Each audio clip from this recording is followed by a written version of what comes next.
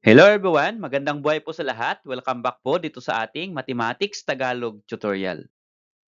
Sa video na ito ay papaliwanag ko po sa inyo about factoring perfect square trinomial. So paano nga po ba mag-factor ng perfect square trinomial? At bago yan, paano nga po ba malalaman na yung given polynomial ay isang perfect square trinomial? Okay. So kapag kasi na-determine natin na yung given polynomial ay isang perfect square trinomial, meron pa akong ituturo sa inyo na technique or shortcut method para po ma-factor po natin ng mabilis. Okay, kagaya po nito, x squared plus 6x plus 9. So, paano po ma-determine na ito po ay perfect square trinomial? At kapag na-determine na natin na ito nga ay perfect square trinomial, paano po kaya natin ipapaktor ng mabilisan? And take note, ang factor po ng perfect square trinomial ay dalawa pong binomial na magkapareho. Let us say, ang factors po nito ay x plus 3 times x plus 3. So, dalawang binomial na magkapareho. Or, ito po yung result. Kung maalala po ninyo yung lesson natin about spatial product, squaring a binomial. So, ang result po ng squaring a binomial ay isang perfect square trinomial. Okay. Kaya ang reverse po nito, given po yung perfect square trinomial, hahanapin naman natin yung kanyang factors. Okay. So, magpipresent po ako ng maraming examples from easy to difficult para maintindihan po ninyo paano nga po ba mag-factor ng perfect square trinomial. Okay, so to start the lesson, let us have this objective. The objective is find the factors of a perfect square trinomial. Okay, so maghahanap po tayo ng factors ng isang perfect square trinomial. At bago po ako mag-present ng different examples or maraming examples, kung bago ka pa lang po dito sa aking channel, please click subscribe and then notification bell kung gusto po ninyong ma-notify kapag ako po ay nag-upload ng bagong lesson. So wag po kayo mag-alala, lahat po ng lesson from first quarter to fourth quarter ng Math 8 Matatag ay i-upload ko po dito. Okay, so these are the different examples that we are going to discuss in this video. Factor the following perfect square trinomial. Okay, so we have 1, 2, 3, 4, 5, 6, 7 examples and many more. Magbibigay pa po ako at the end of this video ng inyong activity. Try nyo pong sagutan at tignan po natin kung natuto po kayo dito sa lesson. Ano po? Okay, notice po sa ating examples, naglagay po ako ng iba-ibang klaseng example. May plus, then may minus. Okay? Para ma-ready po kayo, paano nga po ba mag-factor ng lahat po ay plus or yung iba po ay may minus. Okay? So, tuturo ko po yan sa inyo in step-by-step method. Okay, so let's start. Factor the following perfect square trinomials. For number 1 example, the given is x squared plus 6x plus 9. Okay, so paano nga po ba ito i-factor? Again, ang una pong step dito ay alamin natin if this is perfect square trinomial or not. Okay, so tingnan po natin kung ito po ay perfect square trinomial. So una po ay tingnan natin itong first term. Ang first term natin ay x squared. Kapag ang exponent po ng variable ay 2, then ito po ay perfect square. Ano po? Okay. Then, next po ay tignan natin yung third term kung perfect square number din yung ating third term. Okay. So, yung 9 po ba ay perfect square? Yes. Kasi po yung 9, meron po siyang factors na number na pwedeng magkaparehong number. Or, ang square root po ng 9 is 3. If you multiply 3 times 3, kapag in-square po natin, that is equal to 9. So, 9 is a perfect square. Okay. So, okay na po yung first term, perfect square. Yung last term or third term, perfect square also. Next, ay check po natin yung middle term. Okay, paano po i-check yan? Para, yun po yung huling step para malaman natin na ito po ay perfect square trinomial. So, ang middle term po, ang numerical coefficient ay 6. So, always divide it by 2. Okay. So, yung 6 na middle term na numerical coefficient ay divide by 2. So, 6 divided by 2, that is equal to 3. And then, yung quotient ay i-square po natin. So, magiging 3 square. And what is 3 square? 3 square means multiply 3 2 times. So, what is 3 times 3? That is equal to 9. So, ngayon, kapag ang nakuha po natin ay kapareho ng third term, that is equal to 9, ibig sabihin, ito po ay perfect square trinomial. Okay po ba yon? Okay. So, next po, kapag malaman na po natin na perfect square trinomial ito, ganito lang po yung pagpa-factor kadali. Gawa po tayo ng dalawang close and open parenthesis. Okay. Actually, sabi ko mga po kayo na sa inyo, dalawa pong binomial na magkapareho ang kanya pong factors. Okay. So, sa dalawang close and open parenthesis, ang una po nating ilalagay ay kung ano po yung ating first term dito. Ang first term po natin dito ay x squared. So, hatiin po natin yung x squared into 2, x times x. Yun po yung kanyang factor. So, x sa first parenthesis, x sa second parenthesis. So, ganito po yan. Okay, so this one, x and then x. So, next po, ano po yung isasama natin dito sa ating binomial? So, puntahan po natin yung result ng 6 divided by 2. What is 6 divided by 2? That is equal to 3 or positive 3. So, ito po yung result ng dividing 6 divided by 2. So, yung positive 3 po na ito, yun po yung idudugtong natin dito para maging binomial. Since ito pong 3 ay positive, kapag nilagay po natin, yan po ay parehong plus 3 kasi positive 3 po siya. So, ang kanya pong factors ay x plus 3 times x plus 3. So, parehong-pareho po ito. Or, kapag ilagay po ninyo into squaring a binomial, x plus 3 square. So, dalawa pong x plus 3. So, paano po natin yan i-check kung tama po yung ating factors dito po sa given? Ganito lang po yon. Ang una ay i-multiply natin yung first term, x times x, x squared. Okay, pangalawa ay i-multiply din natin yung parehong second term. 3 times 3, 9. Okay, tama po. And then, yung pinakang gitna naman, i-add lang natin. 3 plus 3 is 6. 6 pa yung gitna. Yes. So, ibig sabihin, ito pong factors natin, x plus 3 times x plus 3 is correct. Okay, so how about this number 4 example? We have y squared minus 4y plus 4. Okay, again, this time, ang given naman po natin ay minus po sa middle term. So, meron po tayong minus sa ating polynomial. So, paano naman po ito i-factor? Again, first, tignan po natin kung perfect square trinomial. Okay, para magamit po natin yung technique. So, unahin po natin yung y. Ang y po, ang kanyang exponent po ay 2. Y squared is ibig sabihin, ito po ay perfect square. Okay. Then next po ay ito pong ating third term or last term. Ito po ay 4. 4 rather. Yung 4 po ba ay perfect square? Yes, kasi yung 4 po, if you get the square root of 4 is equal to 2. At kapag in-reverse natin, 2 times 2 is equal to 4. Okay, kaya 4 po ay perfect square.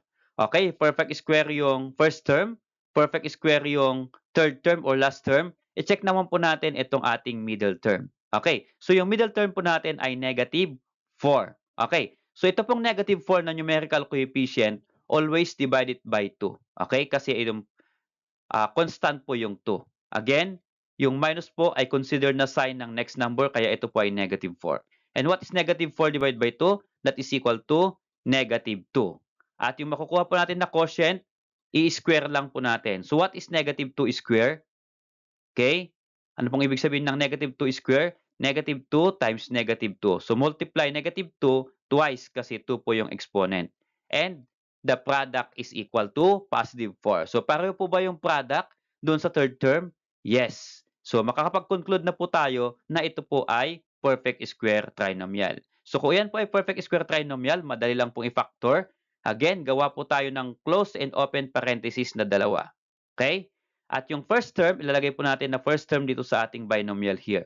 So ang factor po ng y squared, dalawa lang po yan, y times y. Okay? Kaya ilagay po natin dito, dalawang factor ng y squared is y times y. That is y squared. Okay, next, para maging binomial po ito, ay kukunin po natin yung result ng dividing the middle term by 2. Negative 4 divided by 2 is equal to negative 2. So, bilugan ko po itong negative 2.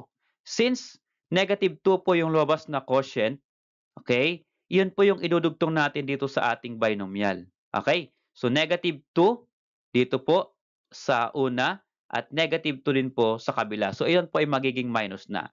So, notice po, dapat ang factors po ng perfect square trinomial ay dalawa pong binomial na magkapareho. So, y minus 2 times y minus 2 or pwede pong pagsamahin as 1, pwede pong y minus 2 square. So, dalawa pong 1 minus 2. Ito po yan. Okay? So, ganoon lang po yung ating pagpa-factor. So, take note, kapag minus yung middle term, always po, ang ating pong operation sa factor ng binomial ay minus din. Okay. Okay, so how about this number 3 example? We have a squared plus 8a plus 16.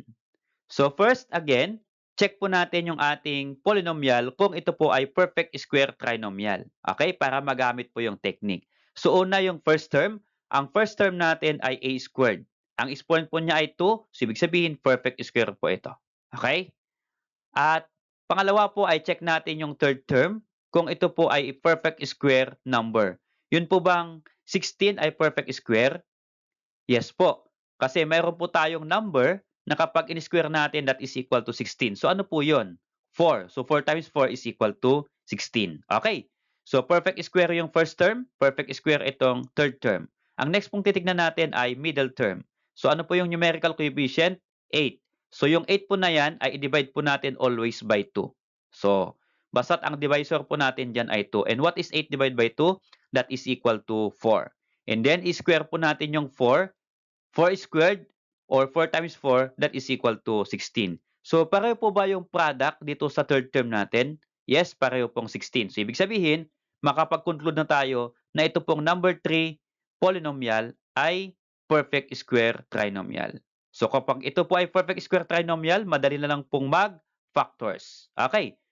Gawa po ulit tayo ng dalawang close and open parenthesis. Ang unang ipa-factor natin ay yung first term, a squared, dalawang a. So, hiwalay natin yung a here and a here sa kabilang parenthesis.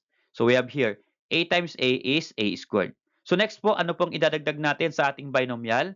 Again, tignan po natin itong result ng dividing 8 divided by 2. Okay, ang result po ay 4. Guhitan ko po yung 4. So, positive 4 po yan. Ano po? Kasi walang operation. So, kapag yan po ay positive, lalagay po natin kapag dinugtong po natin dyan, magiging plus 4 po. Okay, tama po ba? So, we have now a plus 4 times a plus 4 as the factors of this trinomial. Or, pwede naman pong pagsamahin yan. Pwede pong a plus 4 square. Okay, so ganyan lang po kadali na mag-factor kapag perfect square trinomial. Okay, for number 4 example, to master the lesson, we have x squared minus 20x plus 100. So again, yung middle term po natin ay minus. So meron po tayong minus dito. So paano po ito factors? Again, unahin natin yung first term. Ang first term po natin ay x squared. Ito po ay perfect square kasi 2 po yung kanyang exponent. Next po ay yung third term, 100. Yung 100 po ba perfect square? Yes, ang square root po ng 10 ng 100 ay 10. So 10 times 10 is 100. So perfect square po ang 100. So next po ay tignan po natin yung middle term. Okay, ito po ay minus 20. So kunin po natin yung numerical coefficient, negative 20. Okay, always divided by 2. And negative 20 divided by 2 is equal to negative 10. Again, anong kasunod po dito? I-square po natin yan. So magiging negative 10 square. And what is negative 10 square? Negative 10 times negative 10, that is equal to 100. So pareho po ba yung nakuha nating product dun sa third term na 100? Okay, yes, pareho po yan. Okay, so ibig sabihin, ito pong trinomial natin na ito ay perfect square. Nakuha po ninyo? Okay, kapag perfect square, again, madali na lang pong mag-factors. Gawa lang po tayo ng dalawang close and open parenthesis. I-factor po natin yung x squared, dalawa pong x yan, so hatiin natin into 2. Lagyan natin sa first term pareho ng dalawang parenthesis. And then, yung magiging kasama ng x para sa binomial, ito pong sagot sa negative 20 divided by 2. So always po, yung kung ano yung in-square natin, yun po yung magiging kasama niya dyan sa binomial. So ito po ay negative 10. Okay po ba? Negative 10. Since negative yan, paglagay po natin dito sa binomial o sa loob ng parenthesis, magiging minus 10 po yan pareho. So we have now x minus 10 times x minus 10 are the factors of this polynomial. Or pwede naman po natin pagsamahin yan. It can be x minus 10 square. So ibig sabihin, dalawa pong x minus 10. Ito po yun. Okay? So ganyan lang po yung pagpa-factor. Okay, so how about this number 5 example? So we have 9x squared plus 42x plus 49. Again, ang first step na gagawin natin, verify po natin kapag ang given po natin ay perfect square trinomial or not. Okay, so check po natin yung ating first term. Ang first term po natin ay 9x squared. Unahin nating tingnan itong x squared. Ang exponent po ng x ay 2. Again, kapag ang exponent po ng variable ay 2, ito po ay perfect square. So, yung x squared po ay perfect square. Next po ay 9. Yung 9 po ba perfect square? Yes. Kasi ang square root ng 9 is equal to 3. So, pag binalik po natin or ni-reverse po natin, kapag in-square naman po natin yung 3, that is equal to 9. Tama po ba? Again, square root of 9 is 3. 3 square is equal to 9. Okay. So, perfect square po ng 9. How about po yung third term? Ang third term po natin ay 49. Is 49 a perfect square? Yes, perfect square po ang 49. So, ang square root po ng 49 is equal to 7. Okay, check po natin kung tama. Kapag in-square natin yung 7 or minultiply natin yung 7 by itself, that is equal to 49. So, 7 times 7 is 49. Okay, tama po ba? So, next po, kapag nakuha na po natin yung square root ng number sa first term and then sa third term ay kukunin po natin yung kanilang square root. So, square root ng 9 is 3, square root ng 49 ay 7. So, ito pong 3 at 7 na ito ay imomultiply po natin. Okay. So, what is 3 times 7? Ito po yung 3, ito po yung 7. What is 3 times 7? That is equal to 21. Okay. At yung 21 na product, always imomultiply natin yan sa 2. What is 21 times 2? That is equal to 42. So yung makukuha po nating sagot sa prosesong ginawa nating ito, dapat kapareho po niya yung numerical coefficient ng middle term. Okay, guhitan ko po.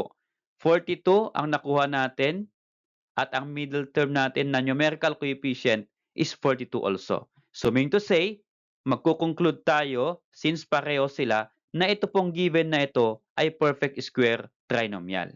Okay. At kapag ito po ay perfect square trinomial, madali na lang po yan na i-factor. So ganito lang po yung kanyang factors. So again, gawa po tayo ng close and open parenthesis na dalawa.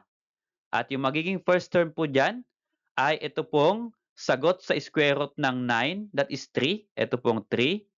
At syempre may kasama yung 9 na variable x, so x squared. Hatiin po natin yung x squared into 2, so x lang pong kunin natin. Isama po natin sa 3. Okay? Kasi kasama po niya dito yung 9. So, iyan po ay magiging 3x. Okay? Lalagay po natin yan.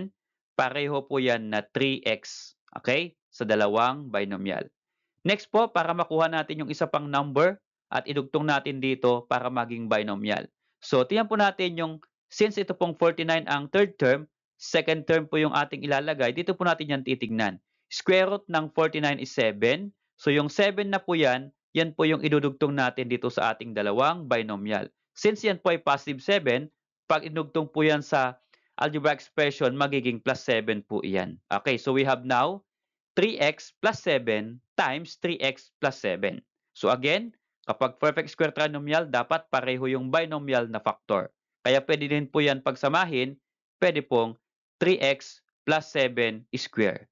Okay? So those are the factors of this given perfect square trinomial. Okay, how about this number 6 example? So we have 25r squared minus 80r plus 64. Okay? So first step na gagawin natin, verify po natin kapag ito po ay perfect square trinomial or not. Okay, so paano po? Tingnan natin yung ating first term, 25r squared. Okay, so yung r na variable, ang exponent po niya ay 2, r squared. Ibig sabihin yung r squared, ito po ay perfect square. So okay na po yung ating variable. Next po ay 25. Is 25 a perfect square? Yes. Kasi ang square root ng 25 is equal to 5, exact number. At kapag ibinalik natin, kapag in-square natin yung 5, 5 square or 5 times 5, that is equal to 25 and that is correct. Okay, 25 or square root of 25 is 5. Okay, next. Perfect square na po yung ating first term. How about yung ating third term or last term? 64. So ano po yung square root ng 64? 64 po ba ay perfect square? Yes. Square root of 64 is equal to 8. Ano po?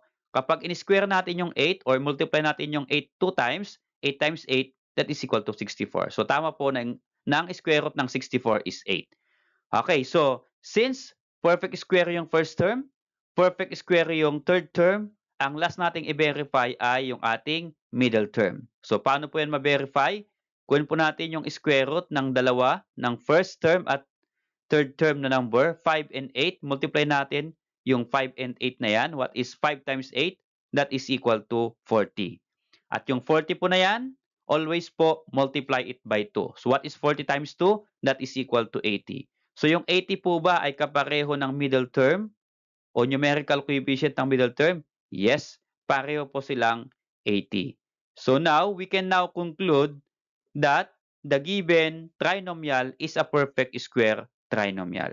So kapag ito po ay perfect square trinomial, madali lang po yan mag-factor. Okay? So first, gawa po tayo ng close and open parenthesis na dalawa.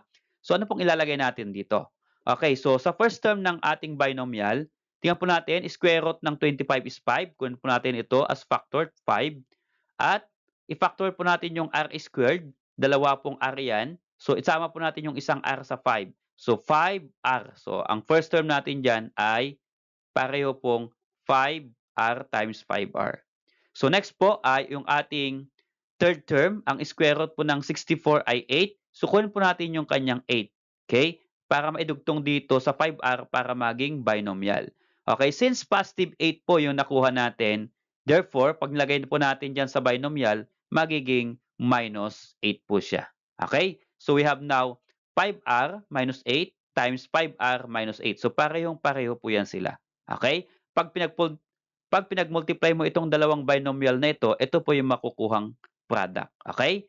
Since pareho po yung ating factors, pwede pong pagsamahin yan as 1 parenthesis, 5r minus 8 square. Okay? So ganyan lang po kung paano mag-factor. Okay, so how about this number 7 example? Okay, this time, yung ating variable ay nasa third term, pabaliktad naman. So, bibigyan naman natin ng konting twist. Ano po? Baka biglang may ganito po kayo dun sa inyong quiz, alam po ninyo kung paano sagutan. So, yung first term natin ay 100. Is 100 a perfect square? Yes. Ang square root po ng 100 ay 10. Okay? Or i-reverse po natin, i-square natin yung 10. What is 10 square or 10 times 10? That is equal to 100. Okay, so tama po yung ating square root.